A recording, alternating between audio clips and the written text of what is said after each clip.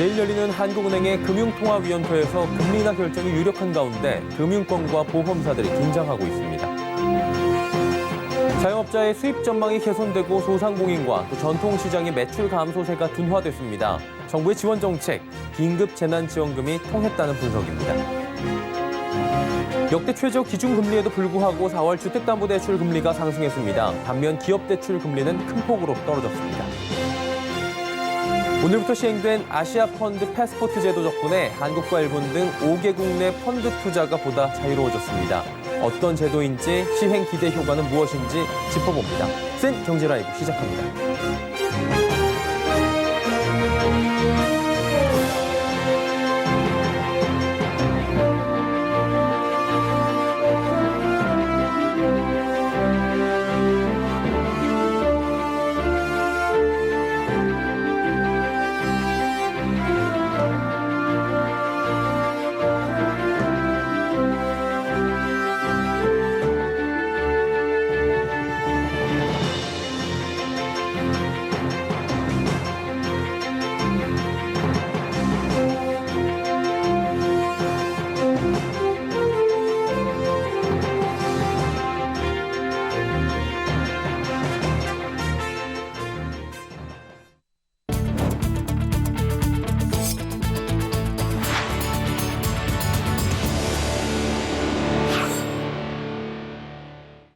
시청자 여러분 안녕하십니까? 센 경제라이브 서정덕입니다. 기준금리를 결정하는 한국은행의 금융통화위원회가 내일 열립니다. 코로나19 여파로 금리를 낮출 것이란 전망에 무게가 실리는데요. 금융권, 특히 보험사들도 촉각을 곤두세우고 있다고 합니다. 유민호 기자입니다. 지난 3월 한국은행이 기준금리를 0.75%까지 내리면서 열린 제로금리 시대. 코로나19 영향이 길어지자 기준금리를 더 낮출 거란 전망이 우세합니다. 보험사들도 내일 열릴 금통위에 촉각을 곤두세우고 있습니다. 고객이 낸 보험료를 굴려 자산을 운용해 수익을 내는 구조이기 때문입니다. 주로 채권에 투자해 수익을 내는데 금리가 내리면 채권 수익률도 떨어져서입니다. 코로나19 여파가 본격적으로 반영되지 않은 1분기에도 실적은 내림세입니다. 보험사들의 1분기 순이익은 1조 4,600여 원을 기록했는데 지난해 같은 기간보다 26.1% 줄었습니다. 특히 생명보험사들의 순이익 규모는 40% 가까이 감소했습니다. 금융당국은 보험산업을 둘러싼 대내외 리스크가 증대되고 있다며 국내외 금융시장의 변동성에 대한 점검을 지속할 것이라고 밝혔습니다. 보험 설계사 등 대면 영업도 어려워지면서 2분기 실적 개선도 장담할 수 없는 상황. 초저금리 시대에 보험사들의 생존 고민도 깊어지고 있습니다. 서울경제TV 유민호입니다. 이달 25일 기준 전통시장 매출액 감소율이 39.6%로 전주보다 12%포인트나 하락했습니다. 소상공인 매출 감소율 역시 45.3%로 6%포인트 낮아졌습니다. 중소벤처기업부는 전통시장 매출 감소율이 조사 이래 가장 큰 폭으로 하락한 것이라고 밝혔습니다. 정부의 지원 정책과 긴급재난지원금 등의 영향으로 최근 자영업자의 수입 전망이 개선됐습니다. 한국은행에 따르면 5월 자영업자의 가계 수입 전망 지수는 77포인트로 전월보다 10포인트 올랐습니다.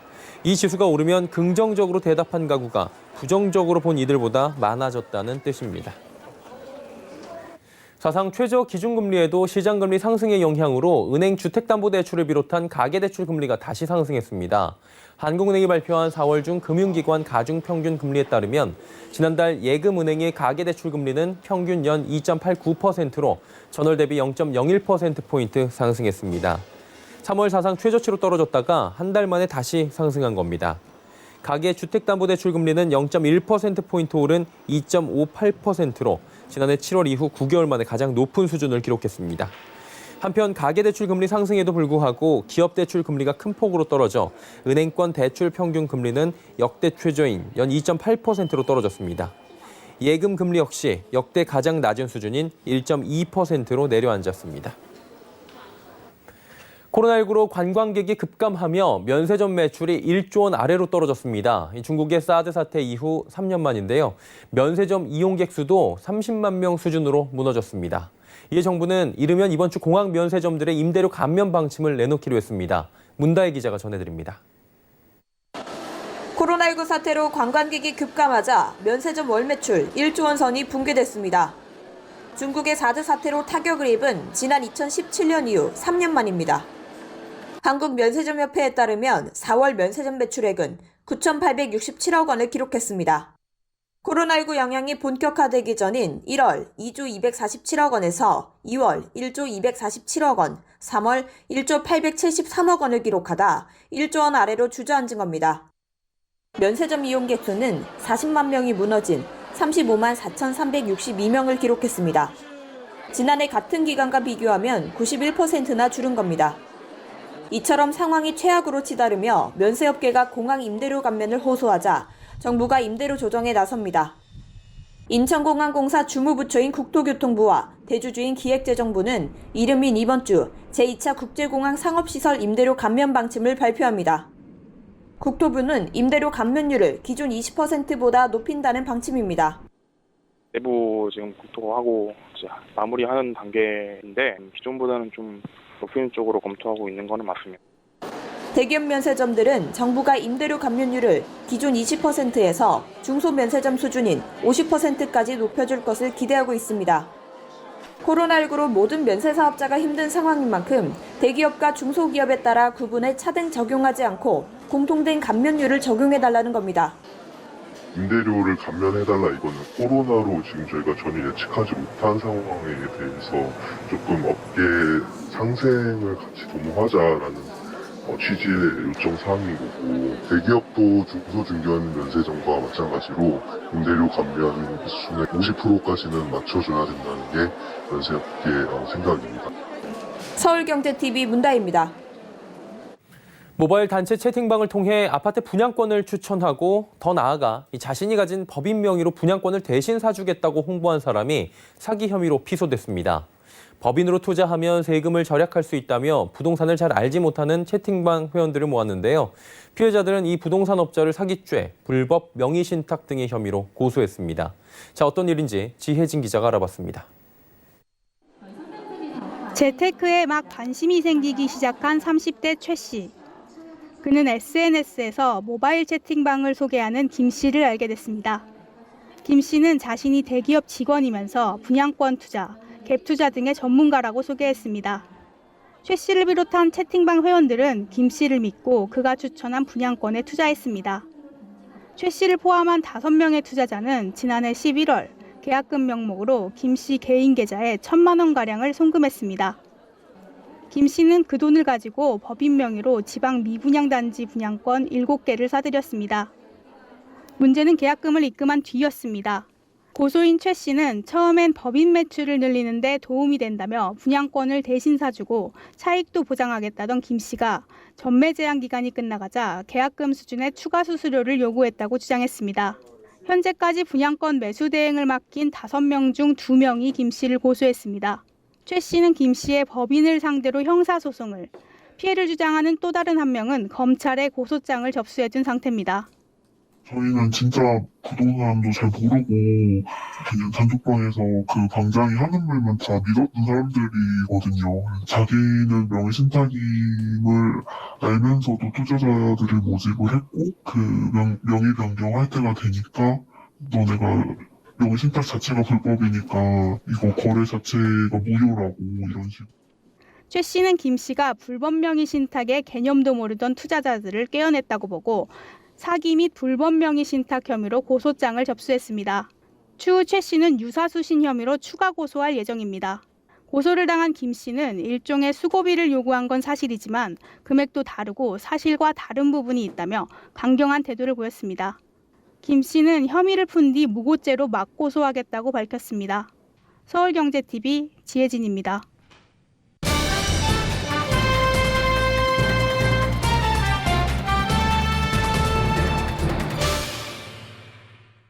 포스코의 물류통합법인 설립을 둘러싸고 해운 또 물류업계의 반발이 거셉니다. 포스코는 최정우 회장까지 나서 해운업 진출이 절대 아니라는 입장을 밝혔는데 업계 반대 목소리는 잦아들지 않고 있는 상황인데요. 취재 기자와 함께 하나씩 좀 살펴보도록 하겠습니다. 경제산업부 정세미 기자 연결돼 있습니다. 정 기자 안녕하십니까? 네, 안녕하세요. 물류자회사 연내 설립은 확정이 된 것 같아요. 보니까 뭐 가칭이지만 이름도 정해졌다고 하는데 현재 어떤 상황인지 먼저 들어볼까요? 네, 지난 8일 포스코는 이사회를 열고 물류통합법인 포스코 GSP를 연내 출범하기로 결의했습니다. 기존 포스코 그룹사 물류 업무 인원을 중심으로 약 100명의 조직으로 구성될 예정인데요. 물류 통합 대상은 포스코와 포스코 인터내셔널, SNNC, 그리고 포스코 강판입니다. 포스코는 설립 이후로 효율성 제고를 꼽았습니다. 포스코 그룹의 지난해 물동량은 약 1억 6천만 톤이고 물류비는 약 3조 원 규모입니다. 철강업 특성상 물동량이 많아 유럽과 일본, 중국의 글로벌 철강사들은 이미 물류 전문 계열사를 운영하고 있는데요. 문제는 제철 원료와 철강 제품 등을 취급하는 포스코가 포스코 GSP로 해운 물류업에 진출할 것이라는 우려입니다. 포스코는 해운업 진출은 없다고 선을 그었지만 한국해양산업총연합회는 포스코의 물류통합법인 설립안 철회를 요구하고 있습니다. 간단히 정리해 보자면 철강을 싣고 가는 과정에서 철강 이외 제품들을 싣느냐 마느냐 이 부분이 지금 갈등의 과정인 것 같은데 그렇다면 포스코는 확실하게 해운업 진출을 안 하는 겁니까? 네, 포스코는 해운업과 운송업 진출 계획이 없다는 뜻을 강력히 밝혀왔습니다. 몇 차례의 입장 자료에도 논란이 잦아들지 않자 최종호 포스코 회장까지 나섰는데요. 해 회장은 지난 15일 철강산업 위기 극복 및 경쟁력 강화 간담회당 시 취재진과 만나 우리나라 법에 의해 해운업에 진출하는 건 거의 불가능하다며 그런 생각이 전혀 없다고 말하기도 했습니다. 최 회장의 말처럼 법이 그렇다면 사실은 거의 뭐 가능성은 없다라고 보이는데 그렇다면 실제로는 어떤 겁니까? 네, 해운법상으로는 사실상 불가능합니다. 예. 먼저 해운법 24조 7항에는 대통령령으로 정하는 대량 화물의 화주가 화물을 운송하기 위해서는 국내 정책자문위원회의 의견에 따라 결정이 된다고 명시되어 있습니다. 또한 24조 8항에는 대량 화물의 화주가 설립한 법인에 대한 기준, 그리고 정책자문위원회의 운영에 관한 사항과 그 밖에 필요한 사항은 대통령령으로 정한다고 되어 있는데요. 포스코는 대통령령으로 정하는 주요 화물인 제철 원료의 화주이기 때문에 이 법에 따르면 해운업계에 진출하는 건 거의 불가능합니다. 포스코 GSP는 포스코 또는 포스코 계열사가 지배하는 구조로 운영될 예정입니다. 때문에 관련 해운법을 개정하지 않는 한 어려울 것이라는 분석이 우세합니다. 해운법이 이렇게 명확하게 규제를 하고 있는데도 우려가 계속되고 있다는 부분이 지금 궁금해지는데 혹시나 물류자회사가 해운업에 진출할 수 있는 또 다른 그런 가능성이 지금 존재를 하고 있는 겁니까? 네, 업계에서는 해운법이 아닌 상법으로는 진출할 수 있다고 지적했습니다. 과거 1990년 상법 개정 전에는 선박 소유자만이 운송인이 될 수 있었습니다. 선박이 없으면 운송업에 진출하는 건 아예 불가능했는데요. 그런데 이 법이 1991년에 바뀌었습니다. 이에 따라 선박을 소유하거나 빌리지 않아도 누구나 화주와 운송계약을 체결하면 운송인 지위를 얻을 수 있는 겁니다. 때문에 포스코가 상법상으로 해운업에 진출할 수 있을 것이라는 관측도 나옵니다. 만약 이 시나리오가 현실이 된다면 통행세 이슈도 불거지게 되는데요. 해운산업의 연간 매출은 약 30조 원인데 그중 5조가 물류자회사에 대한 수수료입니다. 이 수수료를 업계에서는 통행세라고 칭하는데요. 물류자회사가 계약 운송인이 되면 운임 중 일부가 통행세 명목으로 포스코에 들어가게 될 거란 지적입니다. 이에 대해 포스코는 포스코 GSP의 수익이 수수료가 아니라 물류 효율성을 개선해 창출하는 구조라며 기존에 거래하던 선사 등과의 계약 및 거래 구조는 변동이 없다고 해명했습니다. 결국 업계에서는 포스코가 언젠가는 물류자회사를 통해 해운업에 진출할 것이라는 입장입니다. 최 회장은 해운업 진출하지 않겠다고 했지만 회장이 바뀌거나 물류자회사 운영 방법에 따라 언제든지 입장은 달라질 수 있다고 우려하고 있습니다. 지금 들어보니까 뭐 갈등이 좁혀지지 않는 모습인 것 같아요. 포스코 물류자회사 그리고 해운 물류업계가 그렇다면 상생하는 방안 이런 부분을 모색하는 시도는 없었습니까? 네, 해운업계는 포스코의 자회사 설립이 아닌 전담 조직을 신설할 것을 요구했습니다. 포스코가 물류 효율을 높이면서 기존 선사들과 상생하는 방법을 추구하는 거라면 조직 개설로도 충분히 가능하지 않겠냐는 입장인데요. 하지만 포스코는 그룹 전체의 물류를 통합하기 위해 별도의 법인이 필요하다고 맞섰습니다. 포스코 관계자는 그룹사 물류 업무가 특정 회사의 업무 중 하나로 종속돼 있을 경우 현재 포스코 그룹이 추구하고 있는 그룹사 통합 물류의 효율화를 달성할 수 없다고 밝혔습니다. 사실 단순히 포스코와 해운업계의 갈등만은 아닌데요. 업계에선 대기업 물류 자회사와 해운회사의 오랜 시간 쌓인 갈등이 초출된 것이라는 이야기가 나옵니다. 2000년 이전 해운회사가 대기업과 직접 계약을 해 물량을 운반했지만 대기업이 현대글로비스나 삼성, SBS 등과 같은 물류 자회사를 만들며 먹거리를 빼앗겼다는 위기의식에 바탕을 뒀다는 겁니다. 실제로 2000년 1조 3천억 원에 그쳤던 대기업 물류자회사 8곳의 매출은 2016년 32조 5천억까지 커졌는데요. 반면 해운업계의 매출은 2010년 이후 계속 하락됩니다. 이러한 상황을 방지하고자 물류정책기본법엔 제3자 물류촉진 정책을 시행한다는 원칙이 제시돼 있습니다. 하지만 기업들이 물류비용 감소를 위해 자회사 설립을 추진하며 보호되지 못하고 있는 겁니다. 전문가들은 포스코가 절감된 물류비용을 해운업계와 나누는 방안을 공유하는 등의 상생 방안이 필요하다고 지적하기도 했습니다. 네, 자회사 설립을 둘러싼 포스코와 해운 물류업계 간의 갈등 살펴봤고요. 정세미 기자와 함께했습니다. 고맙습니다. 네, 감사합니다.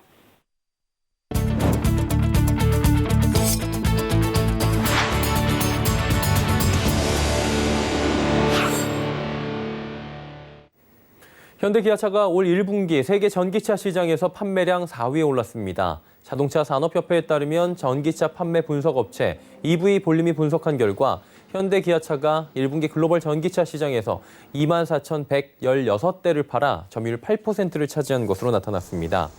테슬라는 전기차 88,400대를 판매하며 점유율 29%로 압도적인 1위를 차지했습니다. 수치로만 본다면 세계에서 판매된 전기차 약 3대 중 1대는 테슬라인 셈입니다. 이어 르노, 닛산과 폭스바겐 그룹이 각각 2위, 3위로 그 뒤를 이었습니다. 올해 1분기 출생아 수는 1분기 기준 역대 최소인 7만 명대로 떨어졌고 합계 출산율은 0.9명으로 추락했습니다. 반면 사망자 수는 5년 만에 최대치를 기록하며 우리나라 인구는 사상 처음으로 5개월째 인구 자연 감소를 기록했습니다. 통계청에 따르면 1분기 출생아 수는 집계 이래 가장 적은 7만 4,050명으로 작년 같은 기간보다 9,179명이 줄어들었습니다. 여기에 여성 1명이 평생 낳을 것으로 기대되는 자녀의 수인 합계 출산율도 0.9명으로 작년 같은 기간보다 0.12명 줄어들었습니다. 한국과 일본 등 5개국 내에서 펀드 투자가 보다 자유로워졌습니다. 오늘부터 시행된 아시아 펀드 패스포트 제도 덕분인데요. 아시아 펀드 패스포트는 정확히 어떤 제도인지 그리고 시행에 따른 효과는 어떤 것들이 있는지 이소연 기자가 짚어봤습니다. 아시아 펀드 패스포트 제도가 오늘부터 본격 시행됐습니다. 아시아 펀드 패스포트를 한마디로 요약하면 펀드의 여권을 발급하는 제도입니다. 해외여행 시 여권으로 체류의 안정성을 인정받는 것처럼 패스포트 펀드로 등록된 공모펀드는 다른 국가에서 보다 쉽게 등록 판매가 가능해지는 겁니다.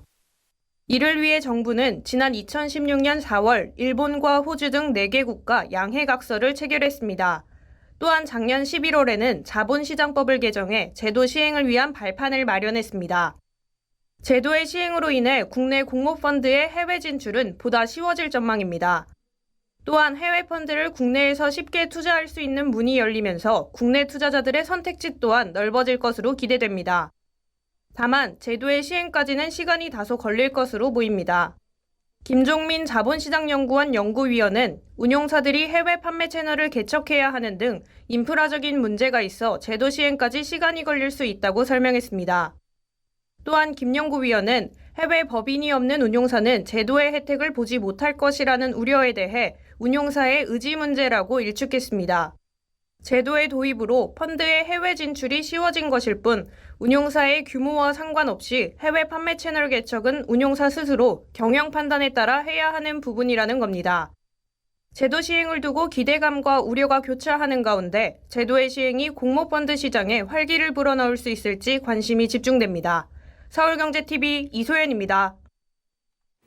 코로나19 사태로 얼어붙었던 주요 기업들의 신입사원 공채가 재개되고 있습니다. 코로나19라는 어려운 상황 속에서도 미래 인재 발굴이 중요하다는 판단에 신입사원 채용을 결정한 겁니다.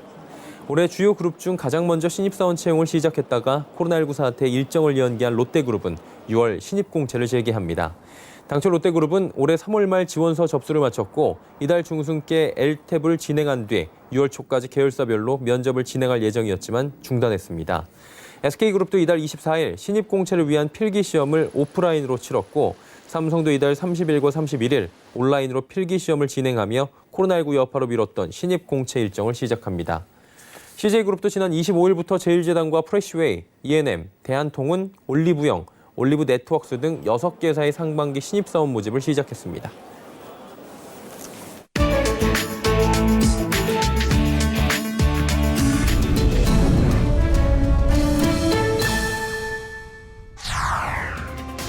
로이터 통신은 일론 머스크의 민간 우주 탐사 기업 스페이스X와 미 항공우주국 나사가 유인 우주 비행을 위한 드레스 리허설을 진행했다고 보도했습니다. 통상 우주인들은 발사대까지 소형 버스를 타고 이동하는데 이번 드레스 리허설에서는 이동 차량으로 전기차 테슬라가 사용됐습니다. 우주복도 스페이스X가 자체 개발한 날렵한 형태의 우주복으로 바뀌었습니다. 이 우주인들은 미국 현지 시간으로 27일 스페이스X가 개발한 크루 드래곤을 타고 우주로 향할 예정입니다. 한국 기준 발사 예정 시각은 28일 오전 5시 33분입니다. 이번 발사가 성공할 경우 스페이스X는 처음으로 민간 우주 탐사 시대의 개막을 알리는 주인공이 됩니다. 미국 할리우드가 코로나19 이후 레드카펫에 대한 고민에 빠졌습니다. A급 스타와 사진작가, 홍보 담당자, 셀카를 요청하는 팬들로 붐비는 레드카펫은 할리우드 홍보의 중요한 요소입니다. 하지만 사회적 거리두기 등 일상적 생활 방역이 이루어지면 팬들이 밀집하는 레드카펫 행사를 열기 어렵기 때문입니다. 할리우드에서는 제작진과 사진 작가들을 플렉시 글라스로 나누어진 울타리로 분리하고 팬들에게는 거대한 LED 스크린으로 현장을 보여주는 방식을 고려하고 있습니다. 또 다른 문제는 A급 스타들이 레드카펫에 나타날지 여부입니다. 많은 할리우드 스타를 고객으로 보유한 뉴욕의 한 경호업체 관계자는 우리가 지금 보호하고 있는 연예인은 모든 것을 멀리하고 있다고 말했습니다. 미국에서 구식 우유 배달 사업이 코로나19의 영향으로 뜻밖의 호황을 맞았습니다. 외출을 꺼리게 된 것은 물론 대형마트 등에 오랜 시간 진열돼 있던 제품에 대한 불안감이 커져 갓 생산한 우유를 유리병에 담아 집까지 배달해주는 전통적인 방식에 관심이 급증한 겁니다. 로이터 통신에 따르면 전통적인 우유 배달 사업을 하는 사우스 마운틴 크리머리는 3월 말 신규 주택 배달 고객이 갑자기 10배 가까이 증가했습니다. 이 회사 CEO인 토니 브루스코는 코로나19가 구식 우유 배달원의 개인적인 손길을 다시 찾게 했다면서 이 같은 소비 변화가 일시적인 현상이 아닐 것이라고 확신했습니다. 이어 더 많은 배달원과 트럭이 필요하다면서 구인 광고 등 고용 확대에 나서겠다고 덧붙였습니다. 체코 국립박물관에서 코로나19 감염을 막기 위해 착용한 마스크 전시회가 열렸습니다. 자폐 청소년이 만든 프라하 지하철 지도, 결혼식 날 입었던 셔츠로 남편을 위해 만든 마스크 등 체코 국민들이 보낸 수백 개의 마스크에는 각각의 사연이 담겨 있습니다. 체코는 가장 먼저 가정 밖에서의 마스크 착용을 의무화한 국가 중 하나입니다. 하지만 위기가 시작됐을 때 마스크 공급은 부족했고 이로 인해 집에서 마스크를 만들자는 국민적 운동이 시작됐습니다.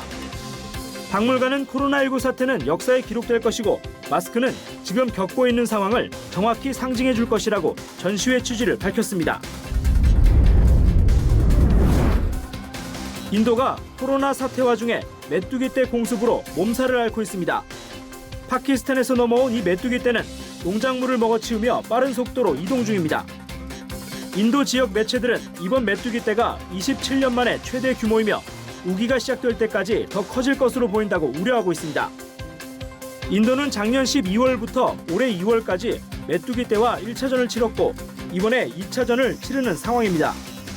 한 농문은 로이터 통신과의 인터뷰에서 메뚜기 떼가 농경지에 있는 농작물의 잎을 다 먹어치우고 있다면서 이 문제가 결국 가축들에게까지 해를 끼치고 있다고 하소연했습니다.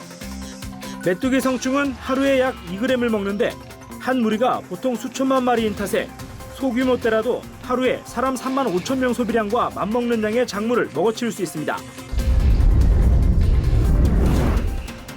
포르투갈의 식민지였던 마카오에서 40년간 카지노 업계를 지배하며 도박 왕으로 불렸던 스탠리오가 26일 98세를 일기로 사망했다고 로이터 통신이 보도했습니다.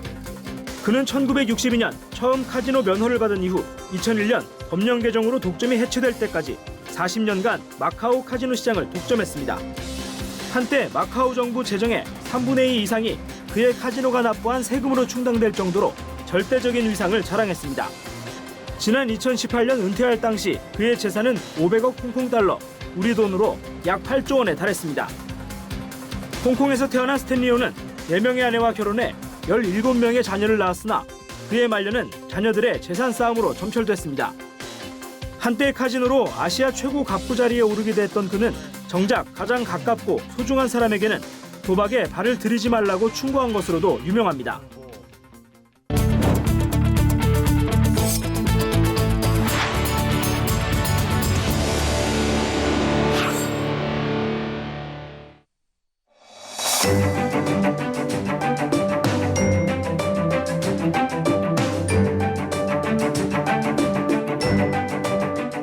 안녕하세요. K웨더 라이프스타일 예보 김민주입니다. 오늘 강한 볕이 내리쬐며 더웠습니다. 내일도 낮 동안 다소 덥겠는데요. 서울이 22도, 대전과 강릉 23도, 광주 24도까지 오르겠고 특히 대구를 비롯한 경상 내륙은 30도 가까이 오르는 곳도 있겠습니다. 외출 시 강한 자외선에 유의하셔야겠습니다. 내일 저녁부터 밤사이 경기 북부와 강원, 영서, 경북 북부 내륙은 대기가 불안정해지면서 소나기가 내리겠습니다. 양은 5에서 20mm가 되겠고요. 그 밖에 중부지방에도 산발적인 빗방울이 떨어지겠습니다.